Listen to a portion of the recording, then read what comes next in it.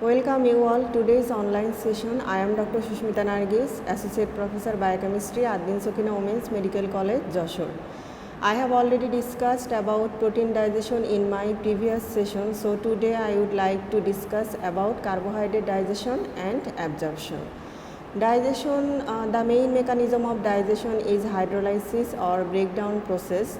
That means breakdown of complex food particles into simple absorbable unit and the raw materials needed for digestion is digestive enzyme, and digestive enzymes of carbohydrate digestion is known as amylolytic enzyme. These amylolytic enzymes comes from different digestive juice like saliva, pancreatic juice and small intestinal juice. And absorption, the main mechanism of absorption is transport process.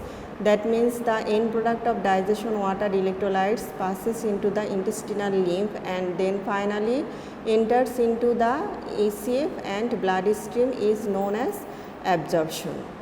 So before going to carbohydrate digestion, we have to know a little bit about carbohydrate. Carbohydrate is composed of carbon, hydrogen and nitrogen, and simply by definition we can say that carbohydrate may be defined as aldehyde or ketone derivatives of polyhydric alcohol or the compounds which yield these derivatives on hydrolysis. Types of carbohydrate are monosaccharide, disaccharide, oligosaccharide and polysaccharide. The main dietary carbohydrate are starch, lactose and sucrose. Starch we get from rice, potato and wheat. Lactose present in milk and sucrose present in cane sugar. Starch digestion starts in the mouth, whereas lactose and sucrose digestion starts in the small intestine. That means carbohydrate digestion starts in the mouth and completed in the small intestine. So let's focus on carbohydrate digestion. In mouth, both mechanical and chemical digestion occurs. Mechanical digestion starts during mastication process. During mastication process, salivary gland secretes salivary alpha amylase or ptyalin. This ptyalin acts on starch, especially boiled starch, and break down the glycosidic bond of starch to produce maltose, maltotriose, alpha limit dextrin and some oligosaccharide. Only 5% starch breakdown occurs within the mouth.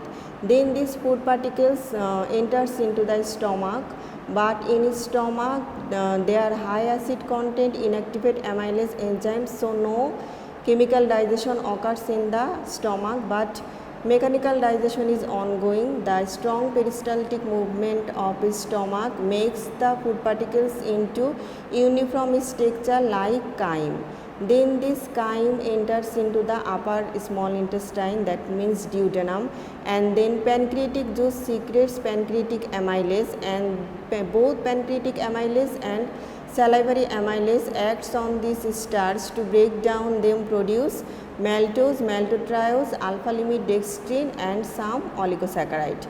Then brush border of intestinal villi cells secretes another carbohydrate splitting enzyme like disaccharidases, and these disaccharidases included maltase, lactase, sucrase and alpha limit dextrinase, and this enzyme finally complex carbohydrate makes down them into simple monosaccharide. So lactase acts on lactose to produce glucose and galactose. Maltase acts on maltose to produce glucose and glucose. Sucrase acts on sucrose to produce glucose and fructose, and alpha limit dextrinase acts on oligosaccharide and alpha limit dextrin to produce glucose. So finally we can get our desired end product of carbohydrate digestion are glucose, fructose and galactose. Now this end product of carbohydrate digestion undergoes absorption process. Absorption process of carbohydrate is divided into two parts. That means first part is transport from lumen to the enterocyte, and second part is transport from enterocyte to the ECF and blood. First, glucose is transported from lumen to the enterocyte by secondary active transport process. Here carrier protein is sodium glucose co-transport, and from enterocyte to the ECF and blood, by facilitated diffusion, and here carrier protein is GLUT2. GLUT means glucose transporter. Then similarly galactose transport from lumen to the enterocyte by secondary active transport process. Here carrier protein is sodium galactose co-transport, and from enterocyte to the ECF and blood by facilitated diffusion, and here carrier protein is GLUT2.